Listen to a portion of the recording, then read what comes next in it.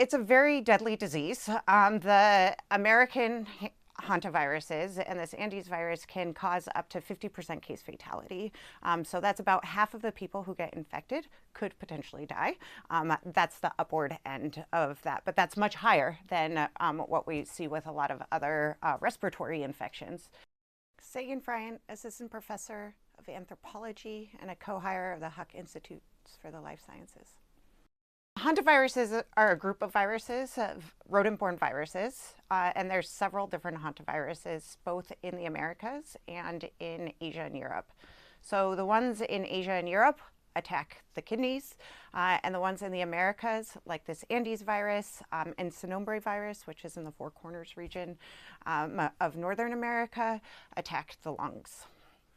So what makes this in the news and very different from what we've seen before is that hantavirus has spilled over into a human, and typically hantaviruses don't have human-to-human transmission. So they spill over to a human, which is what we call a dead-end host, and then there's no subsequent human-to-human transmission, except for one strain of hantavirus that's known to have human-to-human transmission, the Andes virus, found its way onto a cruise ship full of people from across the world in close contained area, which allowed for sustained human-to-human transmission. And so now we're seeing multiple cases. There's been hantaviruses are spilling over from rodents into humans all the time.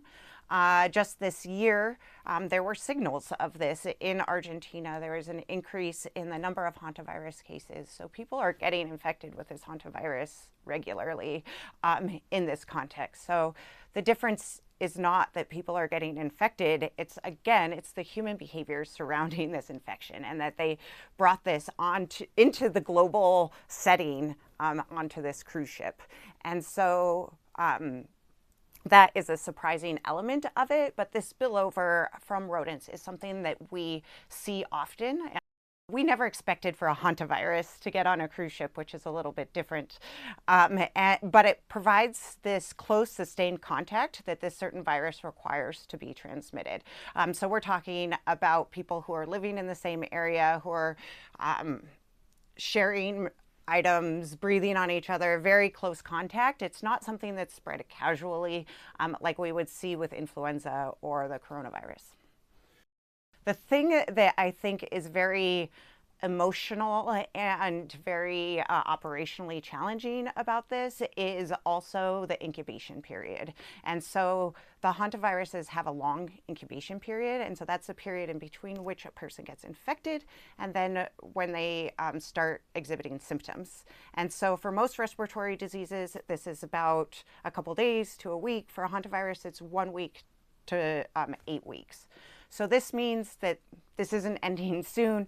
These people need to be monitored for about 2 months from now, in which they might develop symptoms. And that's a long time for somebody to wonder if they're going to get a deadly virus, and also for us to monitor whether there's onward transmission. I think a lot of what is causing panic and urgency is we talked a little bit about how this is very reminiscent of COVID. And I think a lot of people are getting confused between this idea of an incubation period and an infectious period. And so COVID was really unique in that people were getting infected prior to exhibiting symptoms. And that's pretty rare among a lot of infectious diseases. And so we wouldn't expect in this scenario for people to be infecting others unless they are feeling sick and exhibiting symptoms. And so when we say that there's an 8-week incubation period, that doesn't necessarily mean that people are silently spreading this infection throughout those 8 weeks and on this cruise ship. So hopefully some of that clarity can help reduce some of the anxiety around this amplification of another zoonotic disease.